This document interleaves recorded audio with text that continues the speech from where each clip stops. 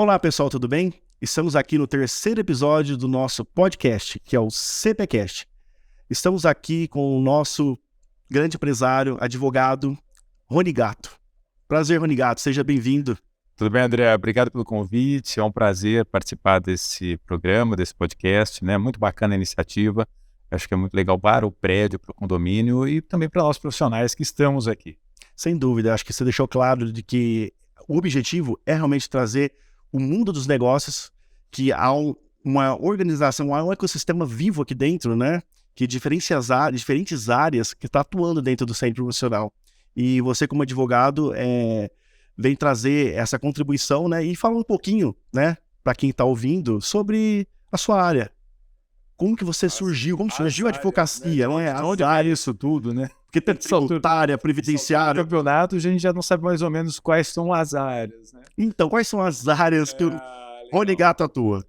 Não, brincadeiras à parte, eu acho que a história que eu tenho com a advocacia já não é de hoje. Eu pareço novinho, mas não sou mais tão novinho, né? Será, pessoal?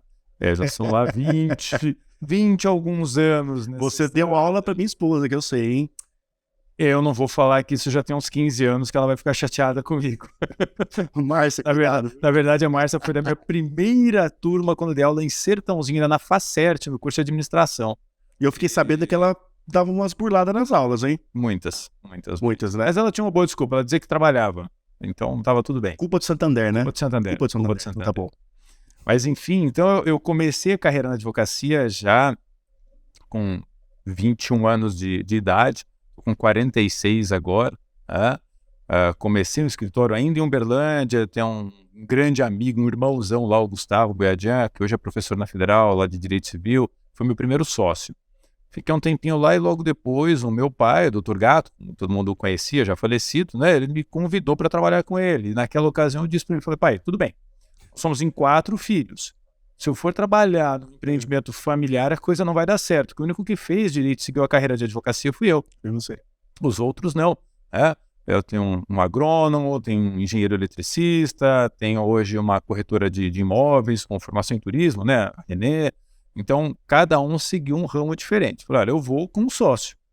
Se você estiver disposto, né? Se você tiver afim de me aceitar como sócio, e a gente separar o que é família do que é negócio, acho que vai dar muito certo. Ele olhou bem para mim e falou, você tem toda a razão, acho que faz sentido, então vem e organize. E deu certo, né? E deu certo. Nós trabalhamos lado a lado durante 20 anos, até o dia do falecimento dele. E nessa história toda nós fomos construindo um escritório maior, que era o meu projeto.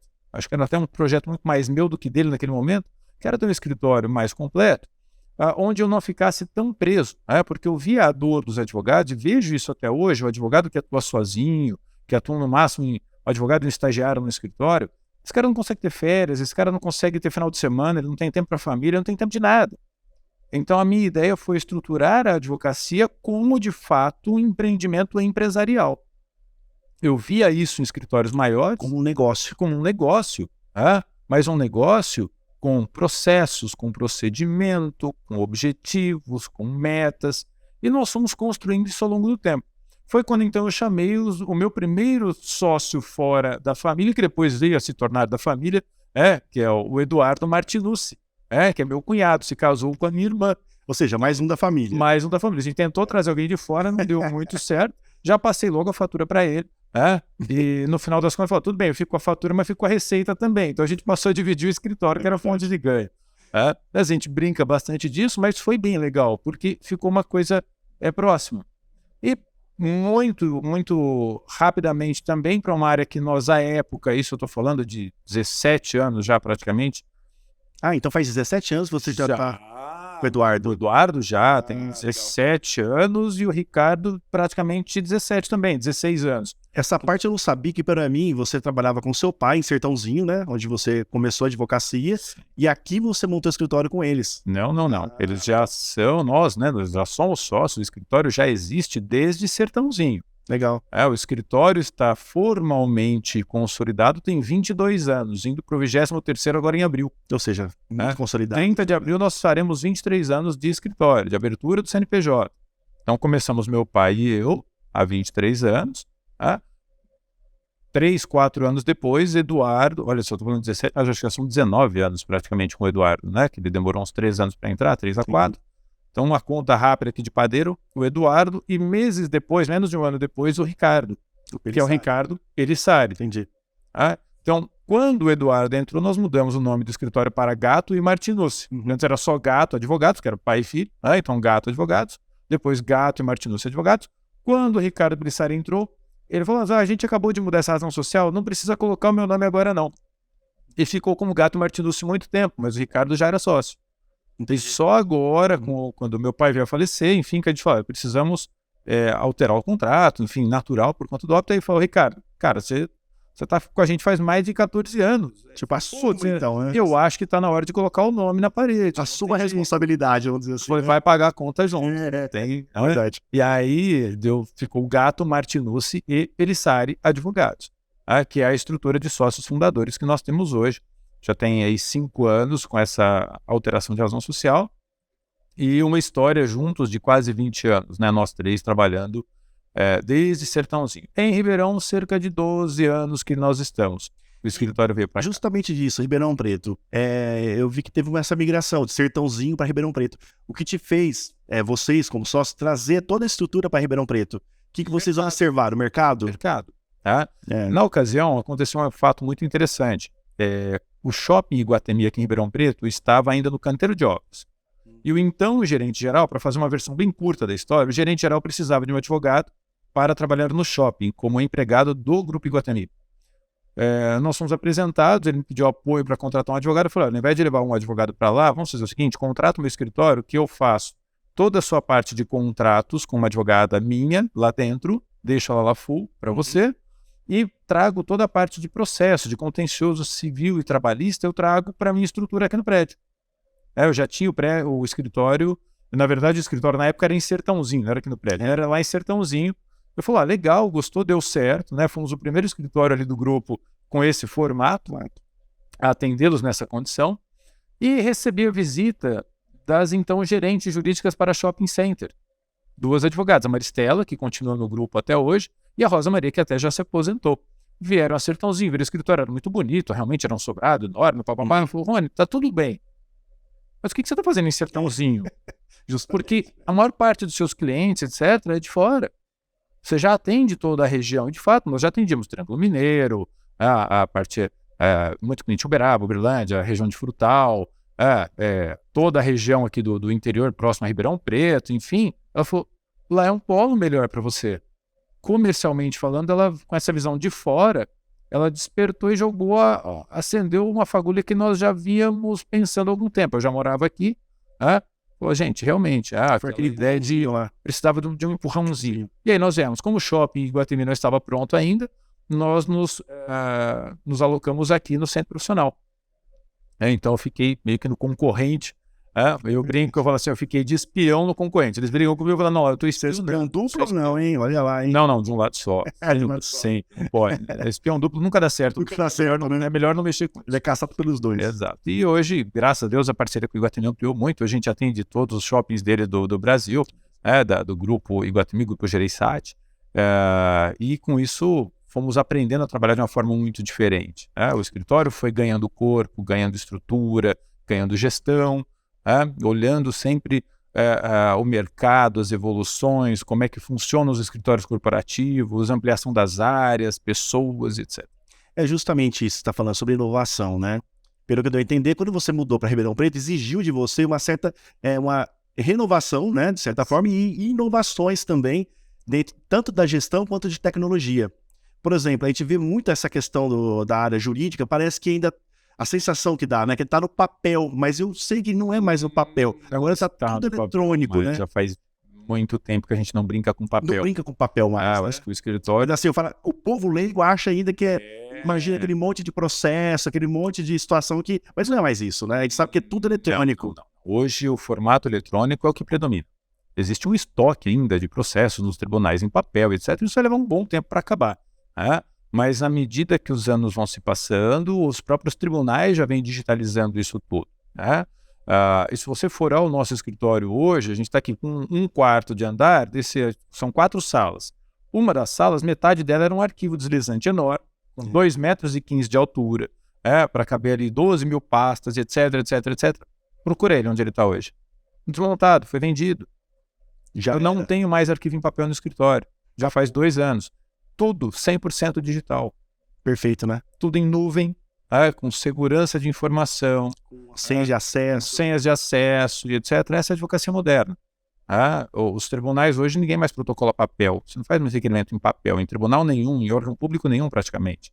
E você sentiu que a velocidade dos processos aumentaram de forma exponencial também, as resoluções? Facilitou sim. Facilitou. O volume é muito grande ainda de processos, né, no país. O Brasil é o país que aumentou, tem né? o maior volume de processos do mundo, né? São os maiores tribunais do mundo, estão aqui no Brasil. O Tribunal de Justiça de São Paulo é o maior do mundo em volume de processos. Ele sozinho, ele representa aí o que cabe na Europa inteira, sei lá, daí para frente. Caramba. O Brasil litiga demais. O judiciário é muito acionado. Por isso que tem tantos advogados. O último censo da OAB, 1.200.000 advogados no Brasil. Então, de que veio essa tendência? É por causa do tipo de direito nosso, que é voltado mais para o italiano, ali, romano, porque a gente sabe que é diferente do anglo-saxão, né? Isso é muito mais uma questão de formação educacional. Formação educacional. Nós não temos o hábito de tentar resolver os problemas. Nós gostamos de litígio. Nós gostamos de brigar. É cultural, então. É cultural. É muito cultural. Você tem outros países com a mesma origem de direito que nós temos e que não tem esse volume de processo. Ou seja, vamos falar a verdade, educação, né? Educação. Para mim é educação. Porque eu lembro dessa questão de educação, falando sobre segurança, o tanto que a gente gasta com segurança também no Brasil, se tivesse mais educação também, né? Do ponto de vista, a gente não gastaria nem um décimo do que a gente gasta sobre segurança hoje para manter. Ou seja, a gente mantém uma estrutura jurídica totalmente densa, né? Com muitos processos, com muito trabalho, mas isso exige da máquina pública também um gasto maior também. E o pior você não sabe. O maior cliente do judiciário é o próprio Estado. O próprio Estado. Ele é quem mais litiga com as execuções fiscais, com as autuações, com as discussões tributárias que não se resolvem nunca. Que precisa fazer reformas, né? Exatamente. Eu entendo. Tem um ponto que, para mim, eu estava curioso, né, de saber, como que vocês estão lidando com a inteligência artificial dentro dos escritórios. Que eu sei que tem gerado processos já com demandas automáticas. Já está resolvido esse processo, né? Já está pronto. Mas isso tem acontecido ou não? São duas coisas. Eu acho que nós temos, primeiro, a inteligência artificial no entendimento de peças processuais, ou seja, das petições, dos contratos, tá? Já existe tecnologia para isso que funciona muito bem, por sinal, mas ainda é uma tecnologia cara. Tá? Para você ter uma ideia, os tribunais superiores já estão implementando inteligência artificial para análise de recursos. Aquilo que a gente fala de juízo de admissibilidade, que nada mais é do que o Tribunal Superior Tribunal de Justiça, o STF, dizendo o seguinte: olha, esse processo eu posso julgar ou não devo julgar. Ele tem condições para julgar ou não, já tinha que parar na segunda instância. Então, ponto. Não vai dizer nem se tem direito ou se não tem direito. É só saber se os ministros devem ou não analisar. Porque a lei prevê requisitos para que o processo chegue lá. Não é todo o processo que chega em Brasília, né? Como o pessoal gosta de dizer. Que parece que hoje em dia tudo chega no STF, né? Não. Aliás, é a minoria da minoria da minoria que chega no STF. É que a gente só vê na mídia o que vai no STF pela questão de competências, né? Que é quem tem competência para julgar deputados federais, senadores, presidente da República, etc. O STF, então, é o que a mídia mostra. Que mas a rede exatamente. Mas a grande maioria da população não tem acesso a processos que não litigam para chegar até lá. São algumas matérias. Não é porque é rico ou porque é pobre. Não. Isso impacta, de repente, na qualidade do profissional que você está contratando ou não, que vai conseguir entender e formar um recurso adequado. Mas é muito mais pela matéria, pelo assunto. Acidente de trânsito, por exemplo, não vai chegar no STF nunca, no STJ nunca. Por quê? Porque a Constituição limita o que vai para lá. Mas, enfim, voltando para a questão da inteligência artificial, eles já usam ferramentas, porque são milhares de recursos que chegam lá e eles precisam ter um filtro. E não tem braço, não tem gente para fazer isso. Então, usa tecnologia. Contratos, já existem ferramentas fantásticas para montar contratos, comparar contratos, sugerir cláusula com a inteligência artificial. advocacia de massa, aqueles escritórios que trabalham para bancos, que tem lá 60, 70, 200 mil processos em andamento, né? Aquele volume imenso, não tem profissional para tanto. Então, eles precisam de ferramentas que vão facilitar a análise de risco. Tá? E hoje é interessante, porque a depender contra quem você entra com a ação, né? Dependendo do banco, dependendo de uma operadora de turismo muito grande ou algo do gênero, né? Quem tem estrutura e volume de processo muito grande, antes mesmo deles receberem a chamada citação, receber a cartinha do judiciário, já tem uma empresa entrando em contato com você, né? Uma empresa de intermediação, tentando verificar se aquele caso é possível ser objeto de uma transação, de um acordo, para que o processo nem siga. Entendi. Então eles ganham muito tempo e dinheiro com isso, porque ao invés de ficar pagando um monte de advogado para ficar tratando mês a mês, né, aquela fatura enorme de um processo de pequeno valor, já tenta resolver isso de largada. Antes até do que o próprio judiciário os chamaria para a mesa. Isso é inteligência artificial. Essa moderação, ela funciona somente com aquilo que hoje, que já não é tão novo no Brasil, mas ainda é pouco aplicado, né? Ainda tem muito para andar, que é a questão da mediação. Mediação. Eu ia te perguntar sobre isso. É a questão da mediação. A mediação, soluções, é talvez a solução para a gente resolver todos os nossos problemas. Todos os nossos problemas é muito... É jogar muita responsabilidade na mediação, mas que com certeza ela vai trazer mais celeridade na solução de muitos problemas e vai deixar, se bem aplicado, uma parcela pequena para que realmente tenha que ser decidido pelo judiciário, por um terceiro, sem dúvida alguma. Quando eu fiz o mestrado, a minha linha de estudo foi justamente sobre a questão da mediação e arbitragem. E aí a gente consegue ver benefícios. E a gente aplica isso hoje no escritório. Antes de entrar com uma demanda, o cliente, o advogado hoje ele precisa entender que o cliente não está contratando para entrar com um processo. Ele está te contratando para resolver um problema. Se você resolver o problema sem o processo, é muito mais rápido e mais interessante. É isso que ele precisa. Até porque se ele precisar de é mais barato. Você vai poder cobrar mais honorários porque a solução é mais rápida, falando isso para os advogados agora. Você vai entregar um produto com mais eficiência, com melhor resultado em menor tempo. Você, como cliente, não paga mais por isso? Com certeza.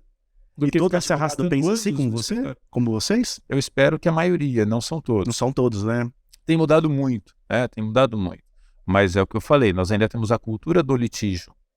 Então, muitos profissionais saem, e aí as faculdades têm uma responsabilidade enorme disso, os escritórios que formam os estagiários têm uma responsabilidade enorme em mudar essa concepção. Em mostrar que eu não preciso de processos, eu preciso de solucionadores de problemas. Quando o processo é necessário, ok, vamos ajuizar. Mas isso não pode ser um fim em si mesmo. Com certeza. Eu creio que esse pensamento de solucionar problemas é a bola da vez, né?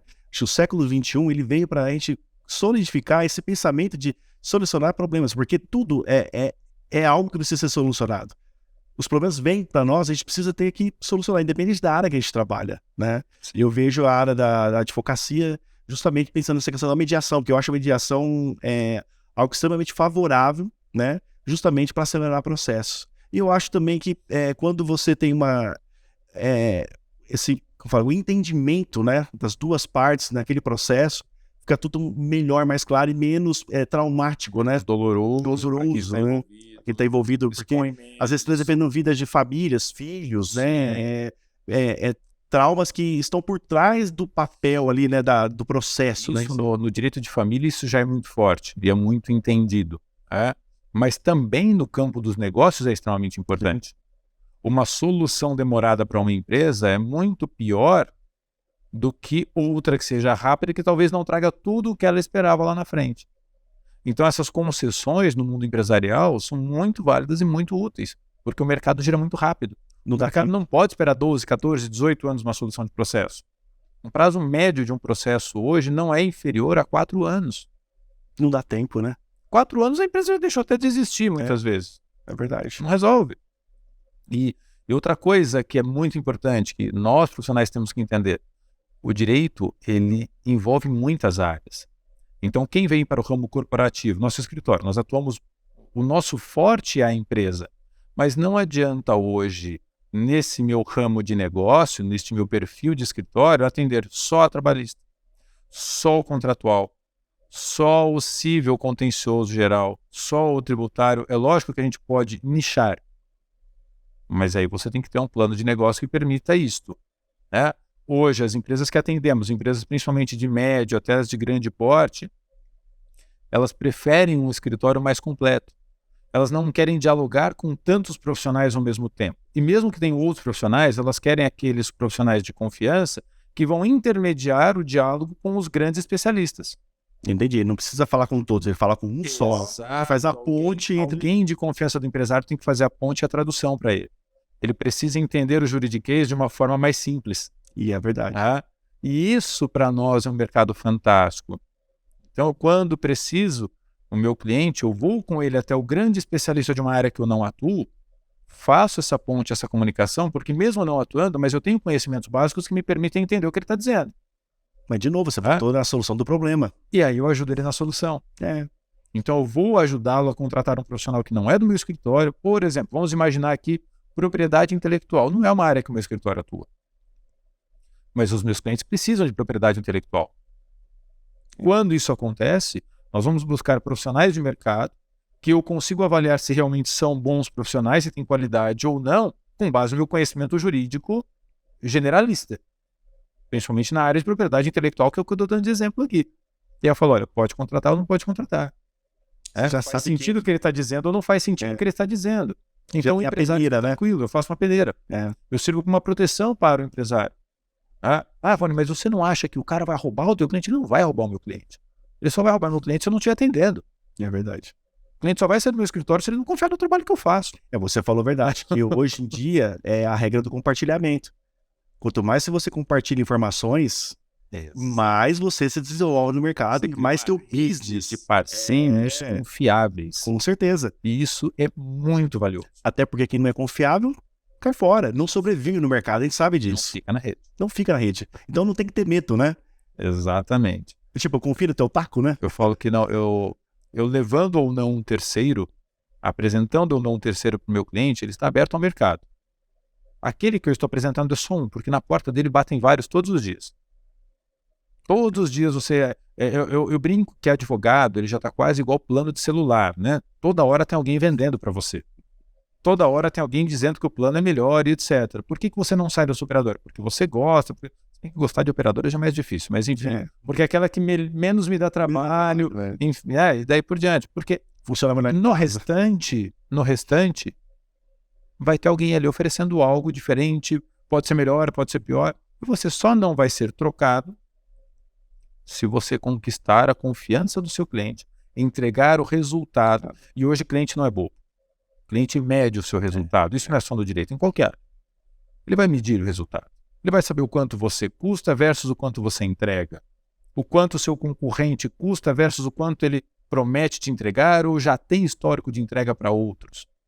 E se você não fizer de uma forma adequada, se você não mostrar para ele isso, então o negócio tende a acabar. E foi isso que a gente aprendeu com a tecnologia. Então, a tecnologia, hoje, na verdade, ela escancara todas as informações possíveis, né? Exatamente. Então, a gente não consegue mais esconder tanta informação quanto conseguia esconder no passado, né? Então, hoje você consegue ter um padrão, né? E entender. Até é legal que as mídias sociais te dizem, né? Se você tá bem, não tá bem, né? Ele te fala no Google, por exemplo, como que tá a sua empresa. Não sei se a sua está no Google, né? A minha tá no Google. Tem que estar, né? Não está. Não tem como. E lá tem as opiniões. E os comentários chegam, né? E a gente precisa estar antenado para poder estar observando. São demandas diferentes, né? Que não existiam antes, que agora nós temos que controlar. E isso nos levou, inclusive, a, no escritório, criar departamentos. Então, hoje eu tenho uma profissional de marketing para poder justamente monitorar isso. Né?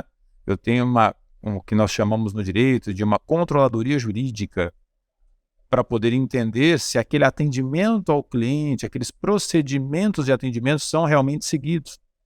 Que bacana isso. Internamente, o seu escritório, você tem alguém? Internamente. Né? Hoje, de processo? Uma das sócias, a Gabriela, que é das sócias mais recentes, ela é a nossa controller jurídica, e junto com ela eu tenho a Luciana, que é uma paralegal ainda, ela é bacharel em Direito, não é advogada, mas tem uma paixão enorme por processo, por gestão e etc. Tecnologia, uma moça mais nova, né? Não é um dinossauro igual esse que você fala. Eu 46 hoje comparado com a meninada, você é um dinossauro já. Não é muito diferente, não. Eu contratei uma menina chamada Bianca para a Mafra, né?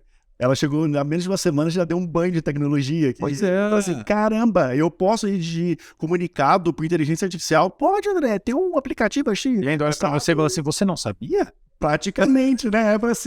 Eu falei pra Márcia, a gente tá atrasado, ainda bem que é legal. Aí você tocou no ponto importante, né? A gente tem que ter a juventude, né?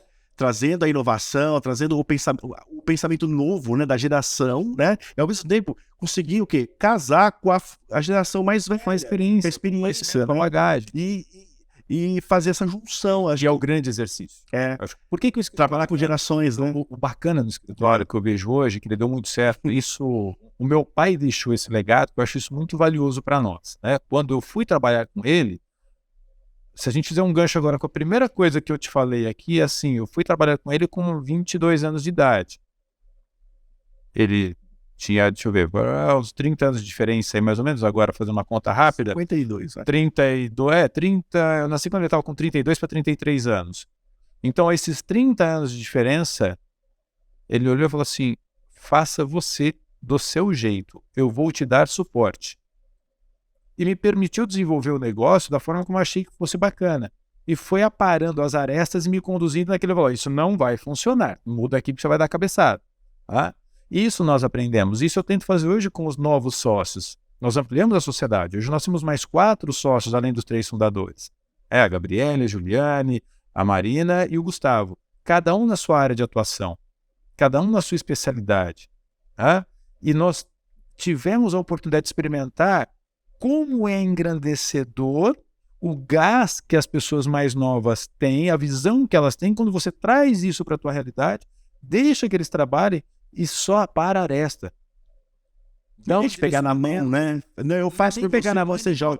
Não é para você vai na mão, né? Você não vai nem na frente nem atrás, você vai ao lado. É o somatório. É a somatória. E aí você já começa a ver uma nova turma que vem entrando no escritório, dos recém-formados, ou, como eu falei, da Luciana aqui, que ainda está se formando em Direito, mas já atua com a gente, com um paralegal que a gente chama de Direito, né? Que assim, vai a área de suporte, de controladoria, trazendo tecnologias que eu nunca imaginei usar no meu escritório.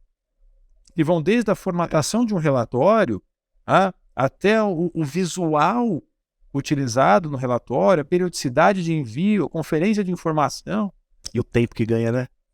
Eu falo assim, essa questão de ganhar tempo, acelerar processo, e ao mesmo tempo a experiência. E você traz segurança. Poxa. A tecnologia tende a falhar bem menos do que o ser humano. Gostem ou não gostem dessa afirmação, né? Queira eu ou não, fato é que a tecnologia falha menos. Ela não cansa, ela não dorme, ela não deixa de capturar um andamento de processo, ela não deixa de pegar uma publicação. E quando isso acontece, ela mostra um alerta, fala assim, eu não consegui capturar. Ela não vai esconder isso de você, ela vai te falar. E isso para nós foi muito bacana. E isso que possibilitou o escritório aumentar. Porque do jeito que eu fazia há 15 anos atrás, não teria condições de aumentar. Éramos só em 3. Hoje eu estou com uma equipe de 25 pessoas. Éramos em 4 dentro da universidade, hoje estamos em 25. Não, e essa diversidade, né, de profissionais é o que faz com que crie essa multilateralidade que a gente fala, né?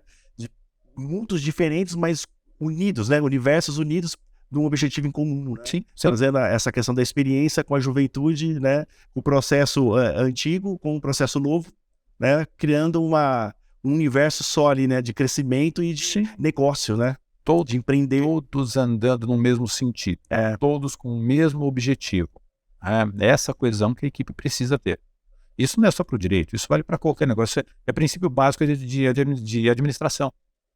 Se cada um puxar para um lado, a coisa não vai funcionar. Se cada um quiser fazer do seu jeito, não vai funcionar. Entendi. A gente senta, conversa. Qual é o melhor jeito para o escritório? Não é para o Rony, não é para o Eduardo, não é para o Ricardo. Sim. Não, é para o escritório, para o negócio. Muitas vezes eu sou voto vencido. Eu choro, eu lamento, eu brigo, faço bico. Mas, Rony, desculpe. O que você quer não é o melhor para o escritório. Sinto muito, vamos fazer de outra forma. O escritório é só um ódio, né? Não é? O escritório é um... Que é assim, exato. E que bom que é assim. Tem que ser. Tem que ser. Não pode ser diferente disso. Senão seria o escritório do Rony, né? Exato. E faz o que o Rony quer, porque esse pensamento ainda está essa desconstrução, né? Desse pensamento do chefe, né? Para a liderança, né? Porque, na verdade, hoje nós temos que ser líderes, né? O líder não é aquele que manda, é aquele que convence, né? Através da atitude, através da experiência, dos exemplos, né? E ele sabe ouvir. Né? Isso no direito ainda é muito pouco utilizado. Né? Eu acho que os advogados, eles ainda têm o apego a ter razão. E não é culpa do advogado. Eu atribuo isso muito à nossa formação. Porque quando a gente vai para uma faculdade de direito, o pessoal fala assim, você tem que convencer. Como é que você olha para um menino, uma menina, e fala assim, olha, essa garota aqui, ela argumenta tão bem, ela vai ser advogada porque ela vai convencer todo mundo. E você põe na cabeça dela que ela tem que convencer todo mundo, que ela tem que convencer todo mundo, que ela tem que convencer todo mundo. Quem tem que convencer todo mundo não quer ser convencido de nada. Ou seja, fica surdo, copo fechado. Fica surdo. É o copo com água até a borda, né? Então, você não tem que convencer todo mundo. Você tem que ouvir todo mundo. Achar uma boa solução e trazer um resultado. É muito diferente de convencer todo mundo, pura e simplesmente por convencer. Convencer todo mundo chama teimosia.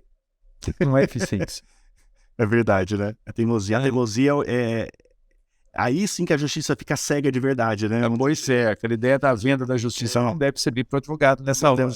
É verdade. Vai defender o seu cliente, vai fazer o melhor para ele, mas esteja aberto a novas soluções, a formas diferentes. Não, você vai enterrar o seu escritório, vai acabar com o seu negócio muito rapidamente. Os escritórios que mais crescem hoje são os que mais se atentaram à situação de diversidade, de trazer novas tecnologias, de trazer novos conhecimentos, de pensar fora da caixa. É muito difícil, porque o direito, por origem, é muito tradicional, é muito apegado às tradições, às raízes, aos ritos. É uma coisa engraçada e até certo ponto necessária ainda, para até que se mantenha um respeito à instituição, ao judiciário. Mas se eu vou ao tribunal, por exemplo, fazer uma sustentação oral no Tribunal de Justiça lá em São Paulo, eu preciso ainda colocar uma beca por cima do meu paletó. Então eu vou de paletó, gravata e ainda tenho que usar uma beca para falar com o desembargador durante a sessão, com os desembargadores numa sessão, que também estão todos com beca. Olha que interessante. O que muda isto? Qual o sentido de se usar uma beca em 2023? E se você não estiver de beca, você não pode usar a palavra na tribuna. Ou seja, a gente tem essa dualidade ainda para ser resolvida, né? Do tradicionalismo, então que existe um respeito, existe um porquê daquele tradicionalismo que a gente entende, mas ao mesmo tempo a gente está no século XXI aí, né? Trazendo inovações e focando nos resultados, né? E aí, o que uma beca traz de resultado? E eu digo para você, se você for ao meu escritório, dificilmente você vai nos encontrar com gravata. Ainda mais Ribeirão Preto, né? E não é porque eu não gosto de gravata, eu acho bonito gravata, é super legal, cara, mas aqui é o calor de 40 graus. Os meus clientes não olham para minha gravata mais, nós já passamos da fase de querer mostrar seriedade porque estou de paletó e gravata. E nada contra, tá? Acho que tem muitos amigos excelentes profissionais que gostam, se sentem bem, e aí é que está a grande sacada. Você fica mais à vontade? Você se sente bem, mais seguro com o traje A, o traje B ou o traje C para a sua atividade? Ótimo. Lá nós não temos essa exigência. Se tem uma audiência, alguma coisa, é óbvio que pelo rito nós vamos usar. Nós não somos rebeldes para o traje. Mas no meu dia a dia não faz nenhum sentido. Entrar em carro, sair em carro, vou num cliente, vou no outro, a minha equipe vai para um lado e para o outro para chegar com a camisa molhada por baixo do paletó. E eu concordo com você que, para mim, a forma é menos que a essência. Acho que a essência sempre tem que prevalecer, né? Que é o que vale, né? Pois é. É o que vale, é o conhecimento, né? Se o cara tá com a roupa XYZ. É óbvio que existe um respeito. Mas isso... Não dá para ir de camisa regata, né? Não é assim. Não existe um... Vamos pro extremo, né? Mas a essência tem que prevalecer. Você acha que eu tô mal vestido? Não, tá tudo bonitinho, né? Cabelo penteado, barba feita. É o mínimo. Faça, não vai ter problema. Isso vai ser tranquilo. É o básico bem feito. É o básico bem feito. É isso que a gente tenta levar para a equipe. Isso também é sinal de adequação, de modernidade, de aceitar as alterações de comportamento, de costumes, de hábitos. E é um reflexo do que a gente tenta praticar na advocacia. Estamos chegando no final. Quer deixar algumas considerações? Como que você enxerga esse rumo da advocacia daqui para frente? Tem algo importante a passar para quem está nos assistindo? A advocacia, para mim, ela é um segmento que não morre, né? Porque a nossa sociedade vive em conflito. E nós precisamos de profissionais que tenham capacitação técnica para lidar com estes conflitos naquilo que diz respeito à questão objetiva, à questão legal. Isso é uma forma de solucionar conflitos. Temos outros profissionais que lidam com isso, psicólogos, assistentes sociais também, mas cada um na sua área, cada um no seu pedaço de atuação. Hoje, pelo cenário atual, a nossa sociedade ainda vai precisar muito dos advogados.